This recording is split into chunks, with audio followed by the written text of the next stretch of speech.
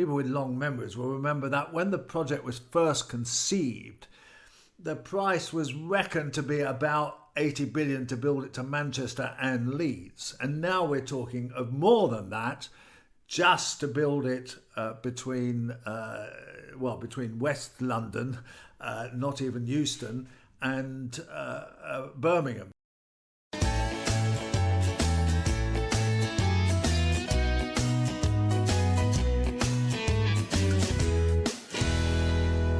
Welcome to Calling All Stations, the transport podcast. I'm Christian Wommer, an author and journalist who has covered transport for the past 30 years. In every episode, we try to keep you up to date with the most engaging news stories, policy developments and interviews in the transport world. And with me is my regular co-presenter, Mark Walker, who has spent decades looking at transport policies and legislation. So Mark, what are we covering today? Hello Christian, and hello to our listeners. We have a fact-finding visit by you to the Silvertown Tunnel today, where you've experienced using the tunnel as a cyclist, which has a very interesting and unusual twist on it as an experience, as we will learn shortly. We'll also be talking about an article you've written in Rail magazine about figures, timings and costs related to the HS2 high-speed rail project.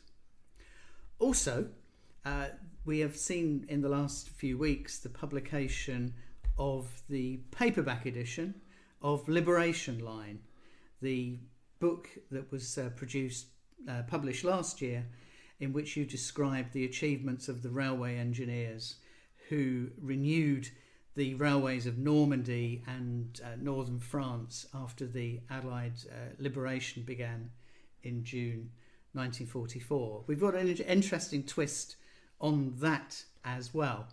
So an eclectic mix of stories for our listeners today. Great, yes. Well, can we start with the Silvertown Tunnel? And for people who don't know, this is a £2 billion tunnel underneath the Thames that sort of runs parallel at slight angle to the Blackwall Tunnel, and the idea was that it would relieve the Blackwall Tunnel. Very controversial because, building road tunnels in 2025, not really kind of environmentally sustainable. There were lots of protests about it. The fact that cyclists can't use it, they can't cycle through it was an issue. But I think more importantly, was it worth spending $2 billion on it? Now it's a project, a PFI type project, so there is some risk taken by the builders. But those things are fairly opaque, and we don't quite know how many people they're going to need to ensure that it pays their way, and that doesn't have to be subsidised by Transport for London.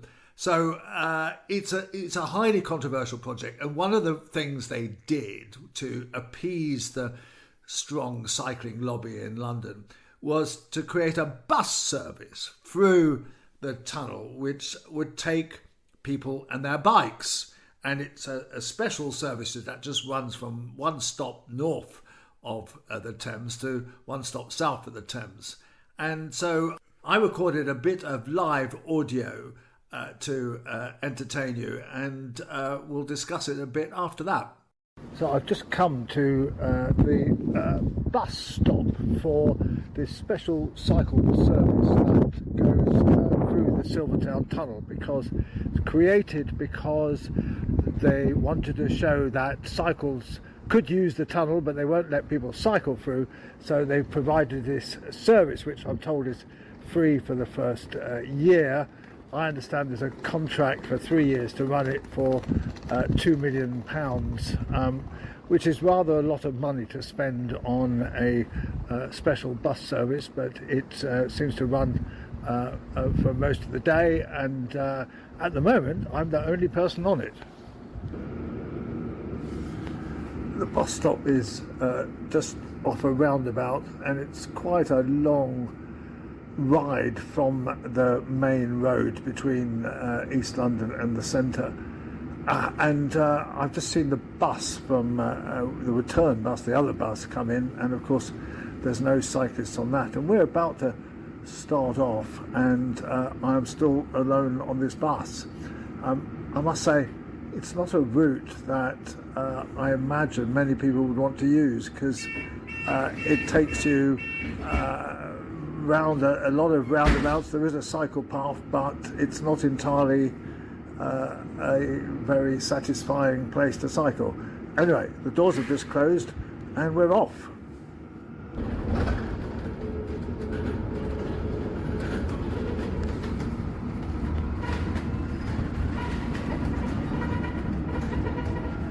The bus runs every 12 minutes, and so I had to wait about 10 minutes because I just missed one.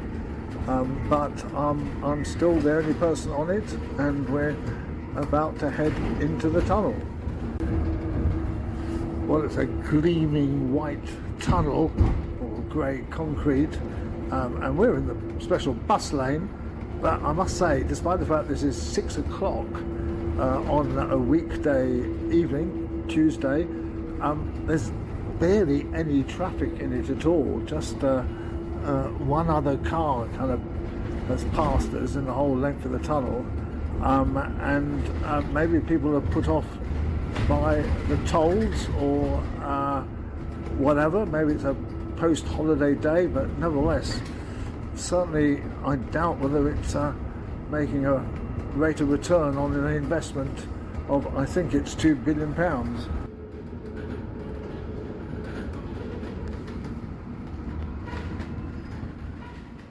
So there we are, a fact-finding trip from the Silvertown Tunnel cycle bus service by our special correspondent, Christian Walmart. And how would you sum up that experience, Well, Christian? I tell you what I was most surprised about was there was hardly anybody in the tunnel. I mentioned this, and here we are, evening rush hour. Okay, it was a Tuesday after a bank holiday, but there was just so little traffic, and it's a gleaming tunnel. Engineering wise, it's a magnificent construction, but and there is of course a toll on it, but there's also now a toll on the Blackwall tunnel as well, so that's supposed to pay for this tunnel in the end. But anyway, and in terms of the cycling thing, I do think that this is a bit of greenwash, frankly. I mean, cyclists basically don't like the idea of getting on a bus and putting their bicycle on a bus. But what is odd, of course, is that they could also use the cable service, which is the cable car, which is almost parallel to this tunnel. And that is actually free for most of the day. So you can take your bike on the cable car? You can take your bike. No, I was surprised to discover this, but you can. And so it almost runs from the same place on both sides of the river. So it does seem ludicrous spending £2 million on creating a bus service for 3 years. And there was one person on the way back, and there was one person getting on when I got off on the way back. There was nobody on the way over or on the other bus I saw. So this is going to take 20, 30 people a day, and it's going to cost a fortune. And can we just be clear for the benefit of listeners, and indeed for me, is it forbidden to cycle through the tunnel? Do you have to use the bus? You have to use the bus. And what's weird is actually there is a sort of pavement inside the tunnel, and you could kind of cycle through, although not many people, I think, would want to. But you absolutely can't cycle through. It's banned. But also what was really weird, I had a conversation with the bus driver who told me that you could only use the bus with a bicycle. So nobody else could use the bus. So if you come along with a friend and you're wheeling your bike and you're chatting to your friend, the friend can't get on the bus. That's amazing. Completely ridiculous. Okay. Well, there you are, right from the breaking news, investigative reporting end of Calling All Stations. And perhaps you might like to go back in a few months and see if it's changed. I think I'll do that and see whether dozens of people are using it. I somewhat suspect it won't be the case. It does go a bit from a nowhere bit of London to another nowhere bit of London. It's all a bit desolate. Loyal listeners will know that Christian and I undertook 3 visits to HS2 construction sites. So for some of our international listeners, that's the construction sites for the High Speed 2 railway line that's being constructed currently between London and Birmingham in England. And we were enormously impressed with the ingenuity, the engineering skill, the wonderful expertise of the people building this railway. And indeed, only in the last few days there's been a major achievement in that the tunnel boring machine that's working its way towards Birmingham has broken through into a significant sort of landmark space on the way to completing the railway. But loyal listeners will also know that HS2 in the UK is a very controversial subject, in particular in relation to its cost and the time it's taken for the line to be constructed. And in fact, the HS2 railway is massively reduced in scope from the original intention, whereby it would have gone from London all the way to Manchester and Leeds. Now, as I said, it's just London to Birmingham. But Christian, there's been quite a lot of buzz around an article you've written this week in Rail magazine about new figures on costs and timing for HS2. And would you like to explain that to our listeners? Absolutely. I mean, it's all pretty shocking stuff. One of the weird things about HS2 is there is no budget. Nobody actually has ever set out and said this is going to cost X billion pounds. Instead, there's a series of contracts, but these contracts are on a cost plus basis. So if the contractor says, "Oh, that's going to cost you, more than you think," or it's going to cost another £1 billion, there's nothing that anybody can do about it because of the way that the contracts have been framed. And so I've come across a bit of information from inside sources suggesting that Mark Wilde, the new chief executive, has been looking at the cost, likely cost, and when this will be finished, when the project will be finished. And he's come across, come over with a remarkable figure, which is that to look at just the tunnels itself, the railway itself between what I've called Acton to Aston shuttle, which is in other words from Old Oak Common to Birmingham Curzon Street, will cost a staggering £81 billion at 2019 prices.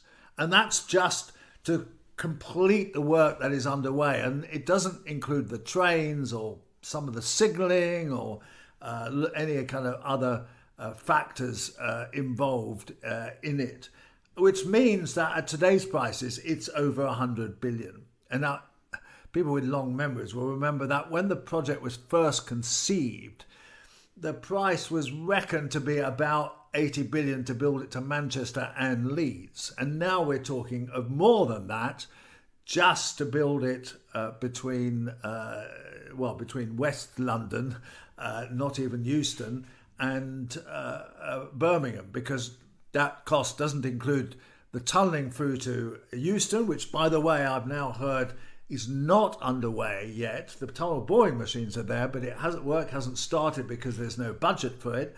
And of course, Euston itself, there is no plan, no kind of clear plan as to what they're going to do with Euston itself, which is all another 5 or 6 billion, added to. So the whole thing is out of control. Now, what is weird, I'm somebody who was opposed to this scheme all along because I thought it was, unnecessary. There could have been other ways of improving our railway infrastructure. But now that so much has been built, and as you say, Mark, we've been to the Colne Valley Viaduct, and we've been to the tunnels, we've been underneath Old Oak Common, we looked at Curzon Street from the kind of flyover above. I mean, we've seen all this kind of amazing engineering, and I just don't think you can abandon it. I just think you can't leave that. You can't leave. I mean, I was on the Chiltern line the other day, and it goes past the Colne Valley Viaduct kind of there, and it's all completed and done. And I really don't think you can just allow that. There's lots of reasons why the project was out of control, and that's for another time.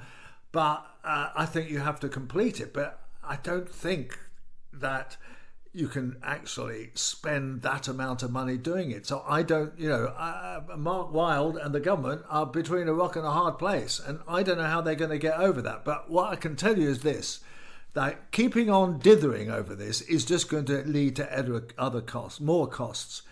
I think they have to finish the section to Crewe. They have to speed the project up because, again, I'm told that at the earliest we're now talking 2036 and quite possibly 2039 for it to be completed. I mean, this just is not acceptable. So I don't know how they're going to solve this, but I do think that my story suggests that really some urgency has to be to address this issue, has to be seen by the Department for Transport and indeed the Prime Minister. And just as a final note, of course, the Prime Minister's constituency is Holborn and St Pancras, where the terminus of the line is supposed to be. And Euston, at the moment, is like a bomb site. And it's been like a bomb site for 2 years. Nothing seems to happen. There's always a temporary kind of restriction on the road. It's a complete mess. Nothing is happening. And I think that might well be politically very damaging to the Prime Minister himself when it comes to an election. So really this needs to be addressed. So Mark Wilde has been brought in by the government, the Department for Transport, to get a grip of all of this. And he has a strong track record in this area, doesn't he? Having got a grip of the Crossrail situation previously, which was also over budget and behind schedule. Absolutely. He took over Crossrail at the end of 2018. And of course, I wrote a book on this called The Crossrail Story and followed it very closely. And essentially, they had promised that Crossrail would be finished on time, on budget, on December the 9th, 2018. And then in August 2018, they suddenly realised they're never going to meet this. So they sacked the chairman and the chief executive had already left. So they then took on Mark Wilde, and he spent a year sorting this out. I mean, for a year, of course, there was work continued, but he didn't set a kind of deadline or anything like that. He was very careful about not kind of having any hostages to fortune. And then he basically set the deadline that was met of kind of opening it by May 2022. So it also had COVID, of course, kind of interrupted it, but it ended up being 3 billion over budget. So instead of about 16 billion, it was 19 billion. So that's only about 25%. So it's not kind of anything like the proportion that HS2 is over budget. And it was 3 years late. But, Mark Wilde was the person who sorted this out. But I think that will have been, like reading a primer compared to Ulysses, frankly. I think that HS2 is going to be so much more complicated. And then, of course, to complete that story, the Elizabeth line, which uses Crossrail, has turned into a fantastic success story. Absolutely. Up to 700,000 people a day using it. They have a bit of problems with some of the services, sometimes get delayed, but it's such a high frequency, people don't really notice that. Of course, it runs on to the normal national rail tracks, both in the east and the west, and that's the cause of many of the delays. But it's a fantastic success story. And nobody would ever now say, oh, we spent 3 billion too much on this, we shouldn't have done it. Nobody would ever say that. So that might be true of HS2, but I think only if they go to Crewe. I think if they build just the Acton to Aston shuttle, I think that it will be pretty useless. So they have to spend more money than the 100 billion, but I think they've got to find ways of kind of trimming the budget somehow. Listeners will remember that in 2024, Christian published his book, Liberation Line, which was the story of how Allied railway engineers restored the railway network in Normandy and more widely in France following the landings on the 6th of June 1944 and the subsequent invasion, liberation of Western Europe. Now, the paperback edition of Liberation Line has just been published and is available from all good book retailers on both sides of the Atlantic. But interestingly, in this year of 2025, Christian's researcher has put a whole new twist on how you can experience Liberation Line. Would you like to explain, Christian? Yes, this is quite extraordinary. My wonderful researcher, Nancy Cunningham, who's American and helped me enormously finding sources for the book, and we worked really well together for about a year, 18 months, kind of sending each other stuff. And she decided to put the first couple of chapters into this language model, which then produced what is really kind of a podcast. And this is all AI, right? This is kind of, artificial intelligence, as it were. And it came out with this amazing thing you're going to listen to now, of a 20-minute podcast that is a discussion between two bots, a woman bot and a male bot. And they have a chat, and I think you'll see that they sound fantastically human. They even say sometimes and kind of like hesitate, just like we do. Absolutely, Mark. And it's both astonishing and scary, because if this is what AI is doing, and remember, AI isn't that old yet, if it could do this, what else can it do? And what's amazing about it is that it's very listenable to. It's not just two computers being completely boring and kind of speaking in computer speak. It's actually sounds quite human, but we'll let you, dear listener, be the judge. And this is dedicated to all those amazing people who did the amazing things in reconstructing the railways as we mark VE Day and VJ Day in 2025. Welcome to the Deep Dive. Today we're digging into a story that, well, it's kind of stayed in the shadows of the big D-Day narratives. Mm-hmm. We're looking at the absolutely vital role of railways and the railway workers in keeping the Allied advance moving in Northwest Europe after the landings. It's crucial stuff. You've shared some really fascinating material, and our mission today really is to figure out how restoring and running these railways actually powered the Allied push. And maybe why we don't hear about it so much, right? Exactly. Why has this huge part of the victory been sort of overlooked? Well, it's striking. One of the sources you sent, the forward, actually calls it the last untold story of the campaign. The last untold story after 80 years of books and films. Yeah, exactly. It makes you wonder why the people running the trains, fixing the tracks, why they haven't gotten more recognition. It's pretty remarkable. It really is. Okay, so let's get into it. Before anyone even landed on the beaches, there was this colossal job just getting everything ready. Oh, absolutely. Moving all the troops, all the gear from the U.S. to the U.K. Operation Overlords wasn't just the invasion itself, was it? Not at all. It was fundamentally about logistics on both sides of the channel, really. The planning, even before D-Day, was heavily focused on how to move everything after the initial assault. And that transatlantic part had its own name. Right, Operation Bolero, a massive, complex plan. And it kept changing. Early on, they were talking about needing, get this, 1,000 locomotives shipped over. 1,000. Wow. It gives you a sense of the sheer scale they were anticipating. It does, and just getting stuff across wasn't easy at first. The U-boats were a serious problem. Right, I remember reading about that. The vulnerability, even before things really kicked off, it highlights how fragile logistics can be in wartime. Yeah, it was precarious. Back in the summer of '42, U-boat losses were high. They were losing ships sometimes before they even properly left the U.S. coast. That sounds unsustainable. It absolutely was. But things shifted by early '43. Better anti-sub tactics, new tech like depth charges and radar, and the convoy system really started to work. Okay, so they managed to get, what, over 1 million troops and tons of equipment across. Mm-hmm. Vast quantities. But then, even before D-Day, the British railway system itself was already creaking under the strain, right? Oh, definitely. They were juggling normal wartime civilian traffic. Think about things like evacuating school children alongside this huge buildup of military trains. Yeah, you don't often think about those layers. The existing infrastructure must have been stretched incredibly thin. It really was. And that's where those American locomotives sent over under Lend-Lease became so important. The austerity models. That's them. Designed to be simple, rugged, hopefully tough enough for use on the continent eventually.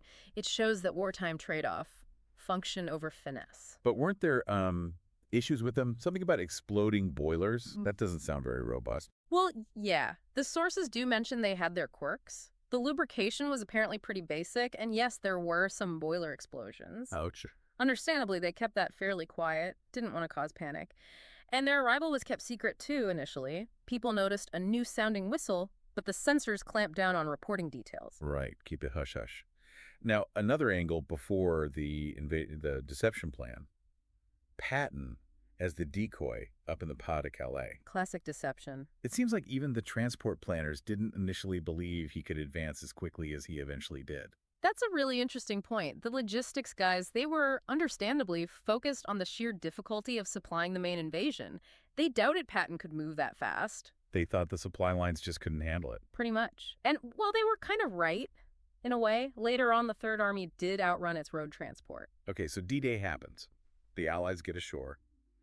But the French railway network they needed, it was basically wrecked. Yeah, deliberately so. A two-pronged attack, wasn't it?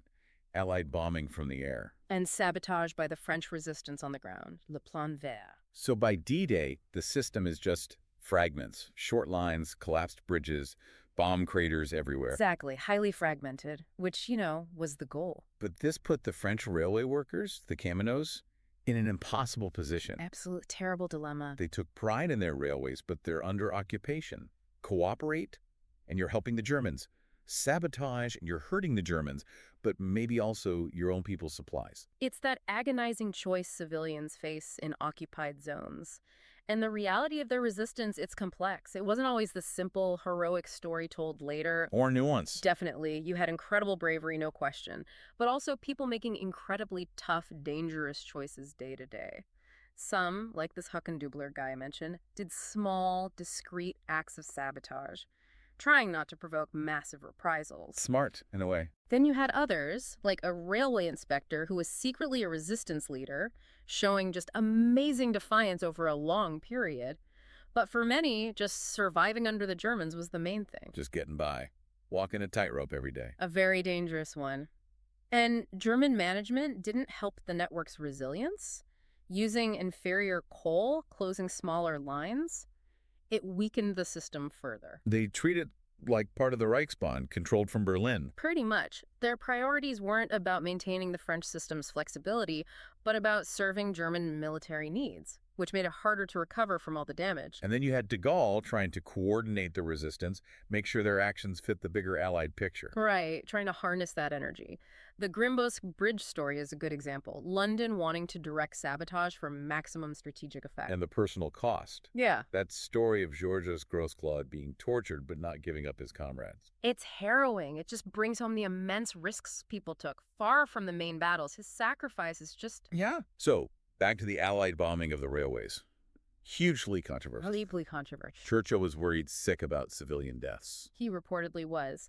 But then you had Zuckerman's transportation plan arguing it was militarily essential. To stop German reinforcements getting to Normandy quickly, especially that 15th Army in the Pas de Calais. Exactly. That was the strategic rationale. Yeah. Cripple German mobility, stop a fast counterattack on the beachheads. But the cost in French lives was a massive ethical concern. That brutal calculus of war. It really is. Zuckerman argued stopping that 15th Army could be decisive for Overlord's success. And they tried to improve accuracy with test runs and things like the Pathfinder system. It did. Pathfinder used radar to help guide the bombers, trying to hit the marshalling yards and bridges more precisely, reduce the spillover into civilian areas. Did it work? It definitely improved things compared to earlier bombing. And later, as the Allies advanced, they did start scaling back bombing west of the Seine and north of the Loire, specifically to make reconstruction easier. Okay, so the network's in ruins. Allies are pushing inland. Now King's the massive job, putting it all back together. How bad was the damage, really? Well, interestingly, in some places, it wasn't quite as bad as planners had feared. Really? Yeah, which actually led to this odd situation where some of the railway equipment they shipped over in massive quantities just wasn't needed initially. Huh. So the first priority was, The Cherbourg-Gleason line, absolutely vital for supplying the port once it was taken. But fixing tracks near the front lines, like Lieutenant Colonel Harvey described, it was incredibly dangerous, constant shelling. can you imagine, trying to lay track under artillery fire? Mm. And the Americans started landing the railway troops in gear straight onto Utah Beach using LSTs. Yeah, almost immediately. A huge logistical feat in itself. Landing ship, tanks bringing railway engines ashore. It showed their determination to get things moving. And they started having success pretty quickly. Relatively, yes. The British got a military train running from Arromanches quite early on. The Americans were working hard around Leeson and Carentan, and they were resourceful using captured German locos when they could. Making do with whatever was available. And then there was Colonel Bingham's roll-on, roll-off LSP system. That sounds like a game changer. It really was, basically turning LSTs into railway ferries. They could unload wagons directly onto temporary tracks laid right on the beach. Bypassing the wrecked ports entirely. Exactly. It massively sped up getting heavy equipment ashore. Genius idea, kept secret from the Germans, of course. Bingham was apparently quite the innovator involved in the Super Jeep and designing hospital trains, too. Hospital trains, Yeah. another vital but often forgotten piece. Absolutely critical for evacuating wounded. Safer, smoother than road transport. They eventually had nearly 50 running in France. Saved countless lives. Meanwhile, the British heading towards Cannon found heavy damage there. And Cherbourg itself, after the Germans finished demolishing it, sounds like a nightmare. It was described as masterful demolition, the harbor blocked with sunken ships, breakwaters cratered, the railway yard just twisted metal. Rebuilding Cherbourg and its rail links was a monumental task. And it wasn't just the physical damage they faced, right? Booby traps everywhere. Plus, disagreements sometimes between Allied teams. The source mentions French engineers wanting to drive American locos, differences in practice. Bank communication problems, telegraph lines down. Constantly. Made coordinating everything incredibly difficult. Lots of improvisation needed. Now, over in Brittany, things were a bit different. Faster German withdrawal, active resistance. Yeah, progress was quicker there.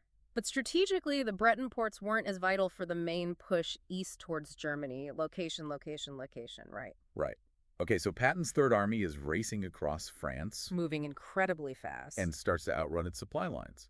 Road transport can't keep up. Exactly. This is where the railways become absolutely undeniably critical, especially for fuel. Tanks drink a lot of fuel. So road transport hits its limit. Air supply isn't really feasible yet. Not on the scale needed, and they didn't have suitable airfields close enough yet, so the damaged, partially repaired railways were the only answer. And the 728th Railroad Operating Battalion had the job of fixing fuel tank cars. Crucial work. But the real drama was setting up that bypass route around the destroyed bridges at Pont-à-Bal and Laval. Using obscure little rural lines. That sounds desperate. It was an incredible feat. They had to upgrade these neglected tracks, rebuild small bridges, install signaling, Yeah. basically make them usable for heavy military traffic in reportedly just 75 hours. 75 hours. That's insane. Under normal conditions, unthinkable. Shows the pressure they were under, and the funneling yard nearby was being heavily bombed by the Germans, adding to the urgency. Imagine the scene engineers frantically working while soldiers heading to the front watch them. Must have been a morale boost, seeing that connection. Definitely a sense of shared purpose. The railway guys knew exactly who needed those tracks fixed. And apparently there were even moments like the 347th band playing for locals amidst it all. Human moments in the middle of chaos. Yeah. But the first trains on that new line, it wasn't smooth sailing. Not at all. Very slow going. They had to be super cautious about the track condition. Communication was still patchy. The first train to Saint-Hilaire supposedly took nearly a day to go 25 miles. Wow, cautious is the word. Absolutely. Risk of derailment was high. And the story of the first train reaching Le Mans, the station master just astonished. Yeah, it shows how vital but also how unexpected that rail link was. And the route they took via Lisson, Coutances, Avranches, totally roundabout, but it worked. Adaptability again. Yeah. Making do. That was the name of the game. Plus dealing with different types of locos, American oil burners, European coal burners, sometimes with crews not fully trained on them. And double-heading trains on steep grades slows things down further. Necessary, though, to shift the tonnage. Mm-hmm. And Patton himself was apparently breathing down their necks, demanding supplies now. Le Mans becomes Third Army HQ, needs a bigger rail yard, fast. Exactly. And they delivered 36 trains into Le Mans within a week. An amazing achievement. Incredible effort. But the one-way traffic initially caused problems. Empty wagons piling up. Yeah, that became the next bottleneck. Getting the empties back out was crucial for a sustainable flow. You need that two-way traffic. So the advance rolls on eastward, lines get longer, new challenges pop up. Always. Rebuilding major bridges like Pontauban was a huge job. The 332nd Engineers tackled that. And they started easing off the bombing west of the Seine to help reconstruction. Right, a recognition that they needed that infrastructure intact or at least repairable. But the sources still mention some Allied bombing raids continuing to be ineffective, hitting the wrong spots, causing more civilian casualties. Tragic waste. Just awful. But they did get the Le Mans Chartres line fixed quickly. Yes, allowing the first military train into Bru, the new Third Army HQ after Le Mans. And you start seeing more collaboration between American and French railway workers, sharing rations, building some camaraderie. Definitely. Despite language barriers, there was this growing sense of working together. Simple things like sharing food rations built goodwill, helped bridge the gaps. But getting places like Compiègne fully operational after all the damage from bombing and sabotage, Yeah, that was still a massive headache. huge task. And the sheer volume of supplies needed as they pushed towards Paris, it just overwhelmed the initial capacity of the rebuilt network. Which leads to the Red Ball Express. Exactly. The massive truck convoy system. A temporary fix, really. A kind of chaotic one-way routes, traffic jams, theft issues. It worked after a fashion, but it really highlighted how much more efficient rail is for bulk transport. Interesting comparison. So Paris is liberated. Yeah. Huge symbolic win. Massive morale boost. But logistically, not an instant solution. The city network was too complex. Right. The inner city lines were intricate, maybe a bit outdated. For moving freight east quickly, it was actually better to bypass Paris, using yards like Juvisy. Batignolles became a key railhead in Paris, but through traffic, often went around. Makes sense. Avoid the bottleneck. And the advance continues, stretching those railway battalions even thinner. Relentless pressure. Though Operation Dragoon, the landings in the south of France, did help. A new supply route. And easier going down there. Yeah, weaker German resistance. So that opened up another channel, took some pressure off the northern lines. Very welcome development. Okay, moving east of the Seine, the picture gets a bit better. More robust network there to start with. Generally, yes. The pre-war network was more developed, less damaged overall than in Normandy, but still major challenges. Bridges, still a problem. And German demolitions. Absolutely. Retreating Germans were systematic about blowing key bridges, leaving booby traps, these wrecking devices. Constant danger for the engineers. And the supply lines are getting seriously long now, a real bottleneck. Critical point. Even with the Red Ball Express improved, it wasn't enough. They needed fully working railways to sustain the push. Toul became a vital railhead in the east when other routes were blocked. Constant adaptation. And Livingston's account of the railways around Paris sounds pretty chaotic. Paints a vivid picture, doesn't it? The inner and outer rims of the network. But he also mentions the warm welcome the railway troops got from liberated French civilians. Yeah, those moments of gratitude must have meant a lot. Huge for morale, definitely, amidst all the danger and hard work. Then you have the V-weapons, V1s, V2s hitting places like Liège and Antwerp. A new kind of indiscriminate threat, targeting ports and supply lines, caused real disruption, casualties among dock and railway workers. And Montgomery's focus on Market Garden, delaying the opening of Antwerp. That had big consequences for supplies, didn't it? It's still debated, but yes, delaying Antwerp's full use definitely hampered Allied logistics at a critical time. It created a major bottleneck when they desperately needed supplies flowing. And then, the Ardennes offensive.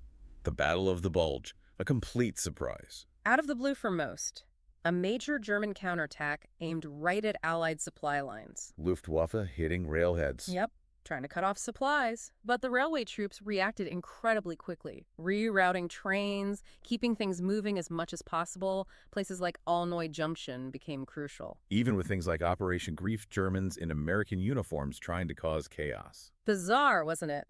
But Patton typically remained confident, still relying heavily on rail. But the fighting directly hit the railways. Lines lost, railwaymen caught in combat. Yes, definitely. Some units found themselves right on the front line defending depots or tracks.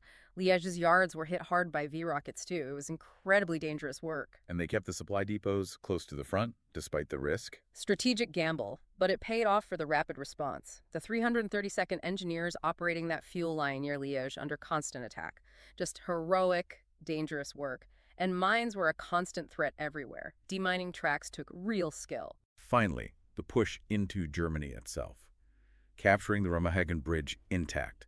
Huge moment. Massive stroke of luck and bravery. Got them across the Rhine much faster than expected. Even without a proper heavy rail bridge there until April, that bridgehead was key. They captured German rail infrastructure at Erpel, too. Right, on the East Bank. Oh. Helped consolidate the crossing. Then came Operation Plunder, the main assault across the Rhine further north. And they set up priority trains. Toot Sweet Express, Meatball Express. Yeah, trying to get critical supplies and perishables moving fast shows the system getting more organized, but also the sheer volume needed. But theft became a problem. Black markets. Unfortunately, yes. With long supply lines through liberated, often chaotic territory, stuff went missing from trains. The army cracked down hard. It was seen as undermining the whole effort. And as they moved into the Ruhr, Allied railroaders took over the German network, even working with German railwaymen. Yeah, a complex phase. They had to get the German system running again, often damaged. Sometimes collaborating with German staff was the quickest way. And the railways were vital for moving huge numbers of displaced people, POWs. A massive task. So looking back at all this, Yeah. it's just staggering how central the railways were, every single stage. From Bolero right to the end, the arteries of the whole campaign. And yet, like that forward said, it's largely untold. Why do you think that is? It's hard to say for sure. Maybe logistics just isn't as glamorous as frontline fighting. It's seen as background stuff, even though it's essential. But running a military railway like that was this immense cooperative effort. Thousands of people. So key takeaway, railways and the railway workers. Yeah. Absolutely indispensable, full stop. Couldn't have done it without them. The speed, they rebuilt things, the ingenuity, just incredible. And the scale of it all. Mind-boggling. The real aha moment here is realizing logistics wasn't just support. It was a primary driver of the victory. You know that U.S. Transportation Corps motto? Nothing happens until something moves. Exactly. This whole story proves it time and again. And it's crucial we remember the people involved. Their hard work, their bravery, often in really dangerous conditions, they directly helped liberate Europe. Their story absolutely deserves to be told and remembered properly. Definitely. So a final thought for you, our listener, maybe chew on. In today's world, we rely on all sorts of transport, air, sea, complex global networks. Very different landscape. How might future conflicts be shaped by the vulnerabilities, the challenges of those logistical systems? Are there parallels to what the railwaymen faced back in WWII, trying to keep those vital lines open under fire? Yeah. What are the enduring lessons about infrastructure, supply lines, and military success? Something definitely worth thinking about. Quite extraordinary. You've listened to some of it. I've listened to all of it. You've listened to all of it. Yes, it is amazing. The one thing that made me chuckle, the one giveaway was the mail bot at one point talks about, instead of World War II, it says WWII. Oh yeah, yes, right. That did not compute. Yes, yes, I spotted that, and it's yes, it does show that they're not, but in a way that's all the more impressive. It is. Because I mean, he's got quite a gravelly, nice voice. They're both both sort of charming, aren't they? Yeah, you want to meet them, really. Yeah, it's really scary. Yeah. Here's Christian's final thought from the departure lounge. Well, do we like the idea of having 18-year-old train drivers? Because that's what the government is proposing. They're so worried about the fact that around 30% of train drivers are going to reach retirement age in the next 2 years, and leave a gap for the operators to run services. And so they've decided to kind of change the rules to allow 18-year-olds rather than 20-year-olds to drive trains, or start being training to drive trains. And this is to encourage school leavers to take this on straight away as a career, which of course, should be seen as a kind of long potential career, because train drivers do have a really pretty much guaranteed kind of work ahead of them for as long as they want to do it. So I think it's broadly a good idea. It's just as long as they ensure that there is all the rigorous training that the industry has always been party to and is part of the safety of the railways.